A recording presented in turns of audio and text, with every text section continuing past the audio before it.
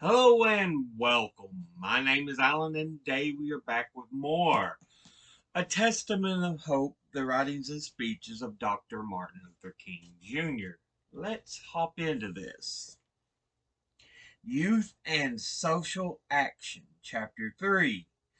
When Paul Goodman published Growing Up Absurd in 1960, he electrified the public with his description of the shattering impact on the young of the spiritual emptiness of contemporary society. Now, years later, it is not spiritual emptiness that is terrifying, but spiritual evil. Today, young men of America are fighting, dying, and killing in Asian jungles in a war whose purposes are so ambiguous the whole nation sees with dissent. They are told they are sacrificing for democracy, but the Saigon regime, their ally, is a mockery of democracy, and the black American soldier has himself never experienced democracy. While the war devours the young abroad, at home, urban outbreaks pit black youth against young soldiers and guardsmen. As racial and economic justice exhausts human endurance, prosperity gluts the middle and upper classes, while poverty imprisons more than 30 million Americans and starvation literally stalks rural areas of the South. Come, crime rises in every segment of society as diseases are conquered and health is improved. Mass drug consumption and alcoholism assume epidemic proportions. The alienation of young people from society rises to unprecedented levels, and masses of voluntary exiles emerge as modern gypsies, aimless and empty. This generation is engaged in a Cold War not only with an earlier generation, but with the values of its society. It is not the familiar and normal hostility of the young groping for independence. It has a new quality of bitter antagonism and confused anger, which suggests basic issues are being contested. These are unprecedented attitudes because this generation was born and matured in unprecedented conditions. The generation of the past 25 years cannot be understood unless we remember that it has lived during the period through the effects of four wars: World War II, the Cold War, the Korean War, and Vietnam. No other generation of young Americans was ever exposed to a remotely similar traumatic experience. Yet, as spiritually and physically abrasive as this may be, it is not the worst aspect of contemporary experience. This is the first generation to grow up in the era of the nuclear bomb, knowing that it may be the last generation of mankind. This is the generation not only of war, but of war in its ultimate revelation. This is the generation that truly has no place to hide and no place to find security. These are the evils enough to send reason reeling, and of course they are not the only ones. All of them form part of the matrix in which this generation's character and experience were formed. The tempest of evils provides the answer for those adults who ask why this young generation provides the answer for those adults who ask why this young generation is so unfathomable, so alienated, and frequently so freakish. For the young people of today, peace and social tranquility are as unreal as and remote as night errantry. Under the impact of social forces unique to their times, young people have splintered into three principal groups, though, of course, there is some overlap among the three. The largest group of young people is struggling to adapt itself to the prevailing values of our society without much enthusiasm. They accept the system of government, the economic relationships of the property system, and the social stratifications, both in gender. But even so, they see a profoundly troubled group and are harsh critics of the status quo. In the largest group, social attitudes are not encouraged or determined. They are fluid and searching. Though all recent studies point at the fact that the war in Vietnam is a focus of concern, most of them are not ready to resist the draft and to take clear cut stands on issues of violence and nonviolence. But their consciences have been touched by the feeling that is growing all over the world of the horror and insanity of war and of the imperative need to respect life, of the urgency of moving past war and a way to solve international problems. So while they will not glorify war and while they feel ambiguous about America's military posture, this majority group reflects the confusion of the larger society, which is itself caught up in a kind of transitional state of conscience as it moves slowly toward the realization that war cannot be justified in the human future. There is a second group of young people, the radicals. They range from moderate to extreme in the degree in which they want to alter the social system. All of them agree that only by structural change can uh,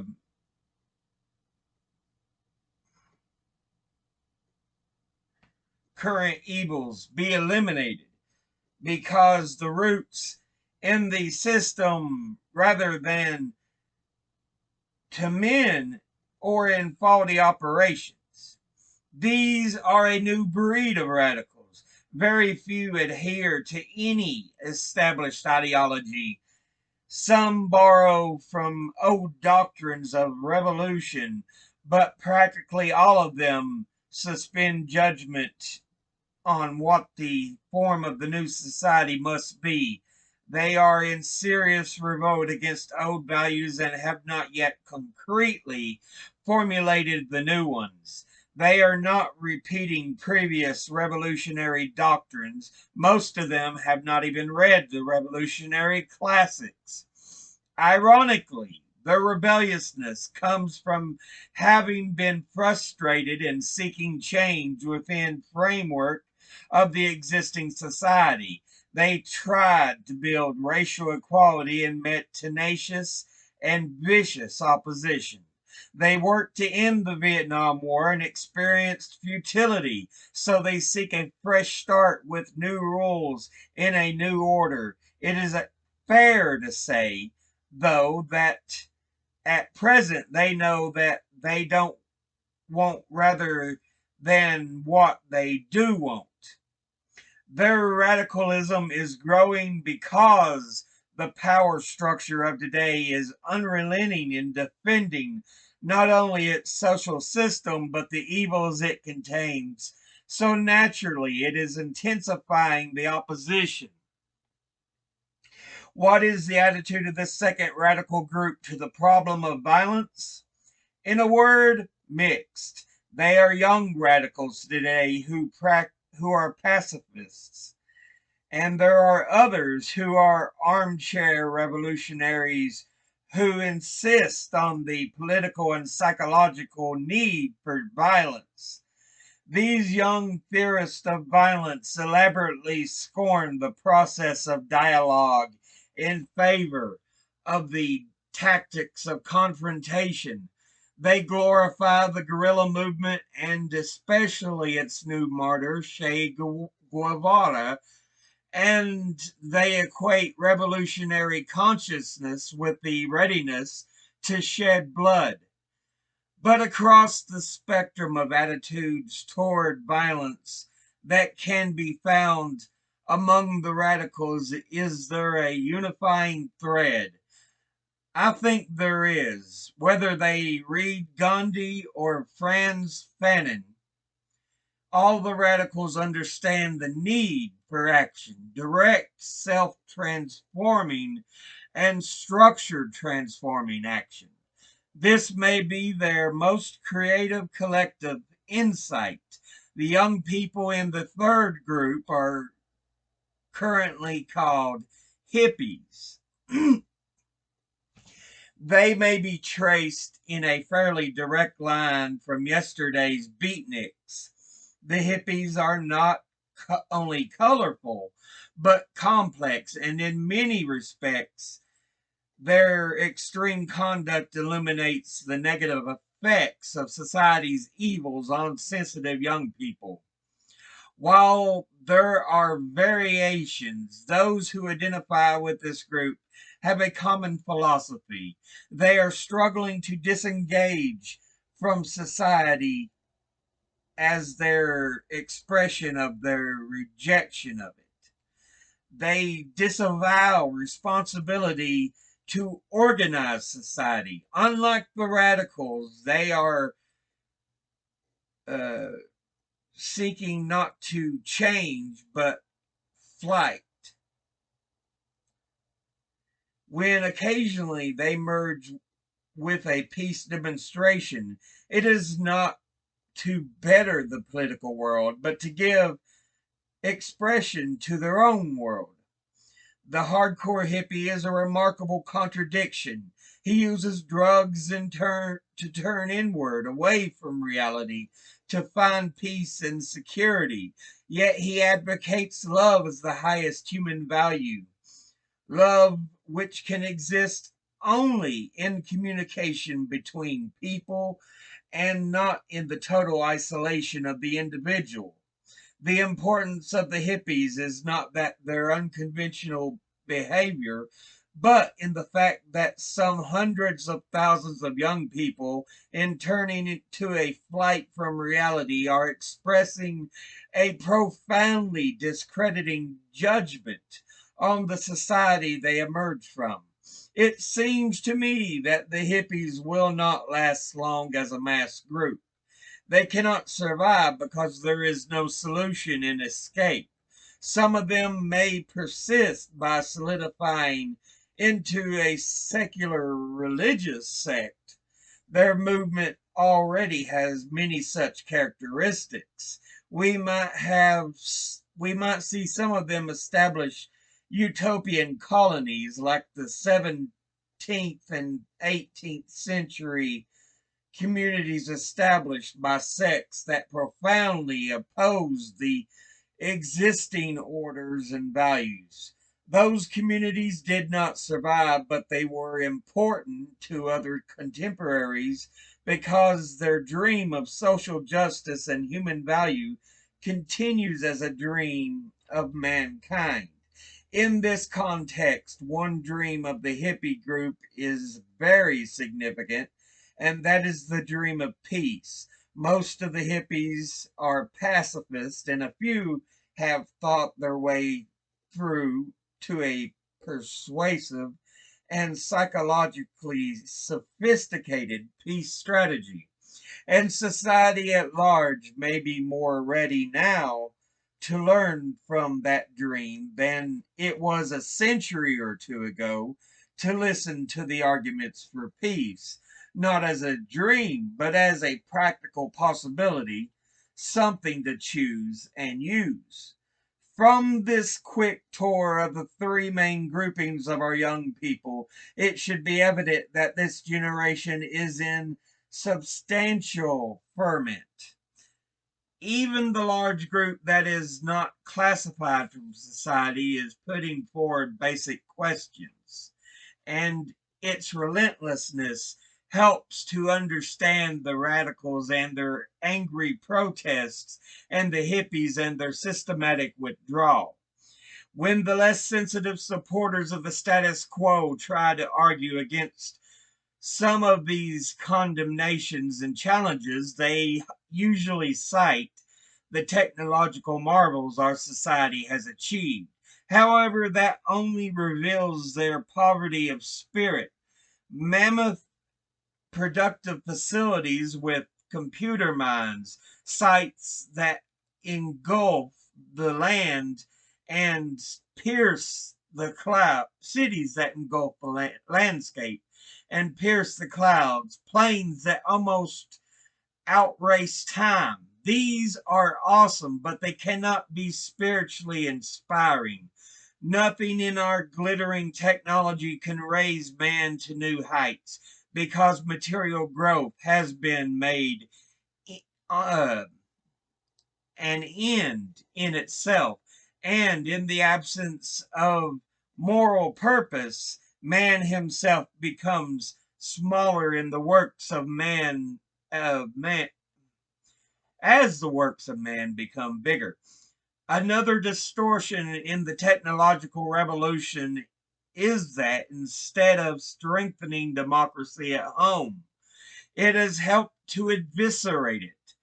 Gargantuan industry and government, woven into the intricate computerized mechanism, leaves the person outside.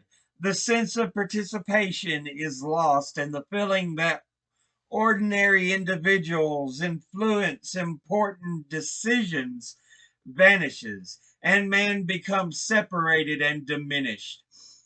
When an individual is no longer a true participant, when he can no longer feel a sense of responsibility to a society, the content of democracy is emptied.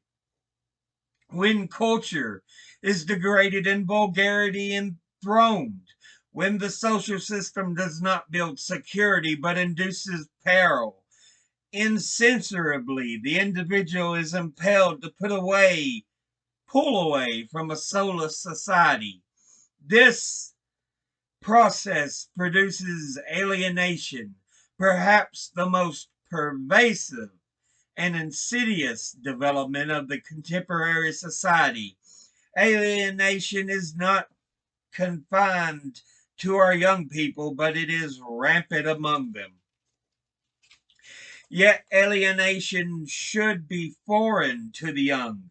Growth requires connection and trust. Alienation is a form of living death.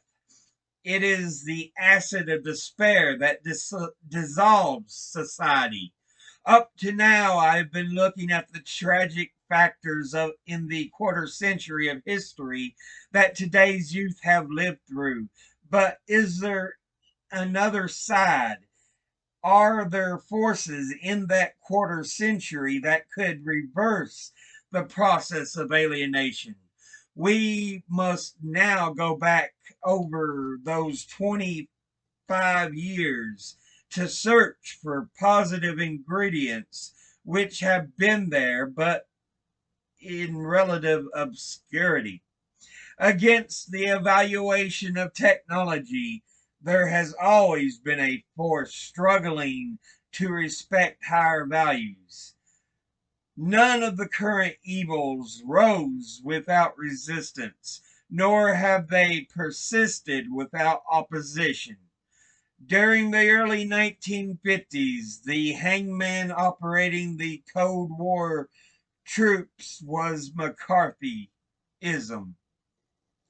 For years, it decimated social organization, throttled free expression, and intimidated into bleak silence not only liberals and radicals, but men in high and protected places. A very small band of courageous people fought back, braving ostracism, slander, and loss of livelihood.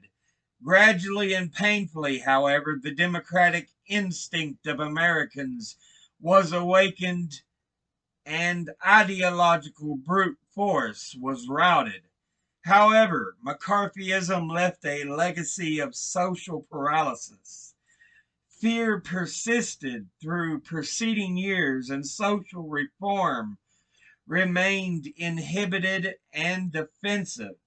A blanket of conformity and intimidation conditioned young and old to exalt mediocrity and convention. Criticism of the social order was still imbued with implication of treason. Criticism of the social order. The war in Korea was unpopular, but it was never subject to the searching criticisms and mass demonstrations that currently characterize opposition to the war in Vietnam. The blanket of fear was lifted by Negro youth. When they took their struggle to the streets, a new spirit of resistance was born, inspired by the boldness and ingenuity of Negroes. White youth stirred into action and formed an alliance that aroused the conscience of the nation. It was difficult to exaggerate the creative contributions of young Negroes. They took nonviolent resistance, first employed in Montgomery, Alabama, in mass dimensions, and developed original forms of application, sit ins, freedom rides, and wait ins. To accomplish these, they first transformed themselves. Young Negroes had traditionally imitated whites in dress, conduct, and thought in a rigid middle class pattern. Gunnar Myrdal described them as an exaggerated Americans. Now they ceased imitating and began initiating. Leadership passed into the hands of the Negroes, and their white allies began learning from them. This was a revolutionary and wholesale development for both. It is ironic that today so many educators and sociologists are seeking methods to instill middle class values in Negro youth as an ideal in social development. It was precisely when young Negroes threw themselves off their middle class values that they made an historic social contribution. They abandoned those values and they put careers and wealth in a secondary row. When they cheerfully became jailbirds and troublemakers, when they took off their Brooks Brothers attire and put on overalls to work in the isolated rural South, they challenged the inspired white youth to emulate them. Many left school not to abandon learning, but to seek it more direct ways. They were constructive school dropouts, a variety that strengthened the society and themselves. These Negro and white youth preceded the conception of the Peace Corps, and it is safe to say that their work was the inspiration for its organization on an international scale. The collective effort that was born out of the Civil Rights Alliance was awesomely fruitful for this country in the first years of the 1960s. The repressive forces that had had not been seriously challenged for almost a decade now, faced an aroused adversary. A torrent of humanist thought and action swept across the land, scoring first small and even larger victories. The awakening grew in breadth, and the contested issues encompassed other social questions. A phalanx of reliable young activists took protest from hiding and revived a sense of responsible rebellion. A peace movement was born.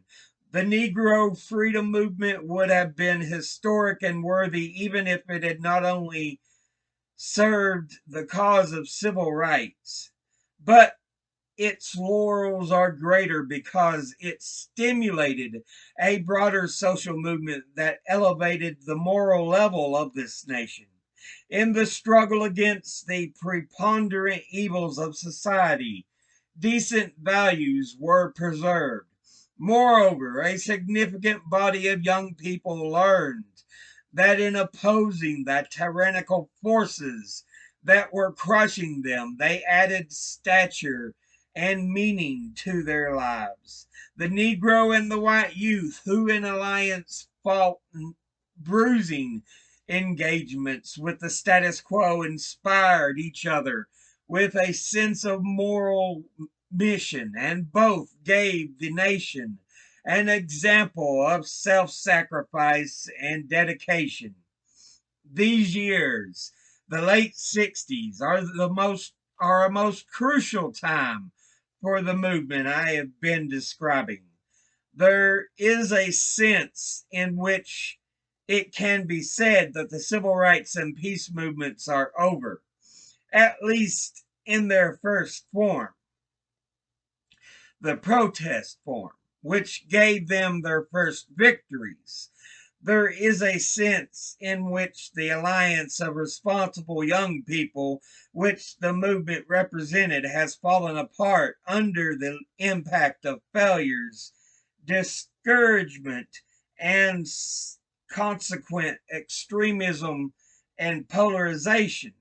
The movement for social change has entered a time of temptation to despair because it is clear now how deep and systemic are the evils it confronts.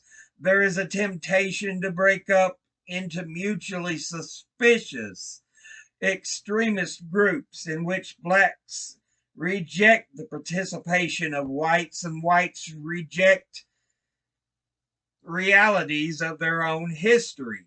But meanwhile, as the young people face this crisis, leaders in the movement are working out programs to bring the social movements through from their early and now inadequate protest phase to a new stage of massive, active, nonviolent resistance to the evils of the modern system.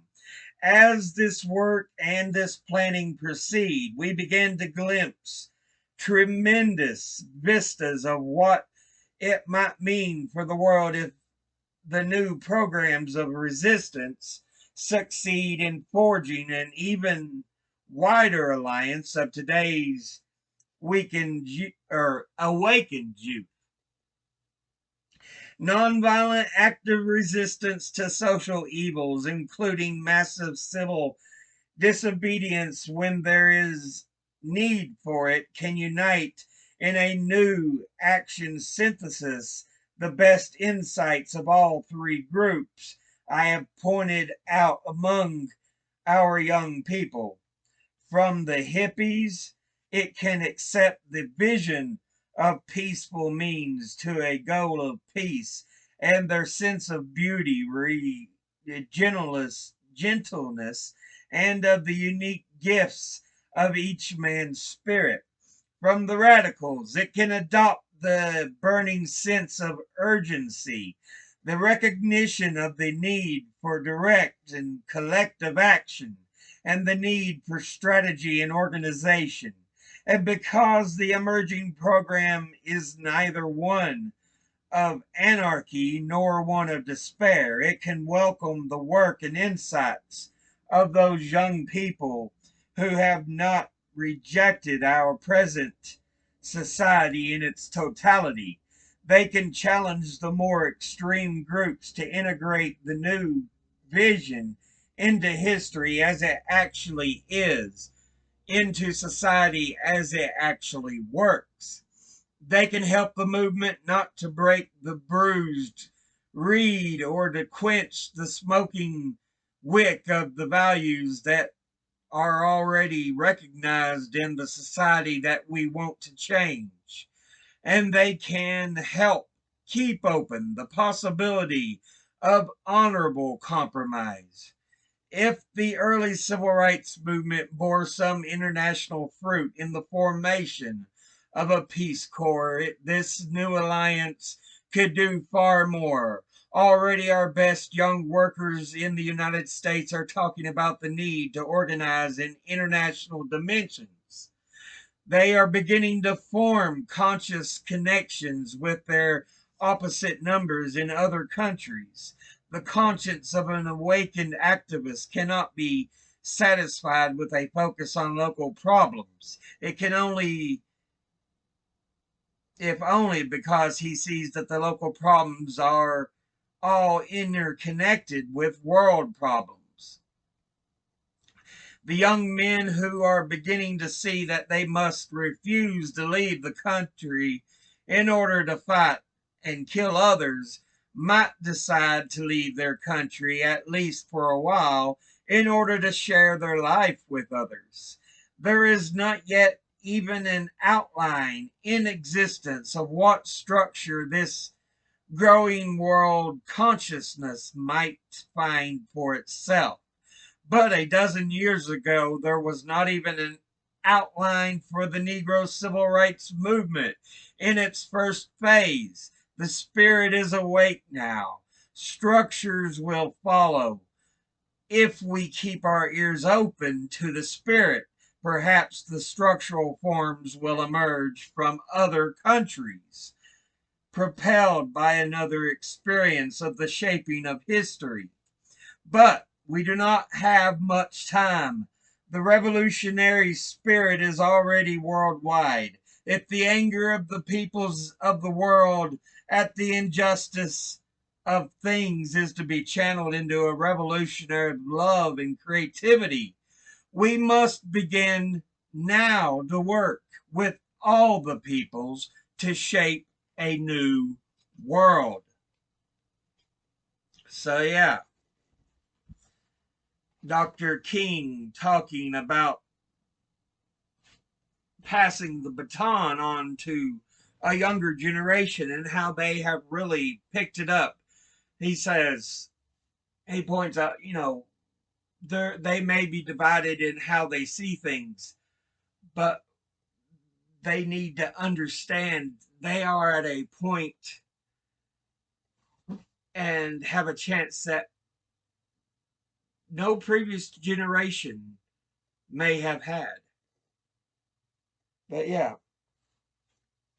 I'll go ahead and end the episode there. As always, educate thyself. Think, read, study, learn. Someone tries to tell you something you have trouble believing, ask them to cite their sources. I'll see you all in the next video. Until then, later.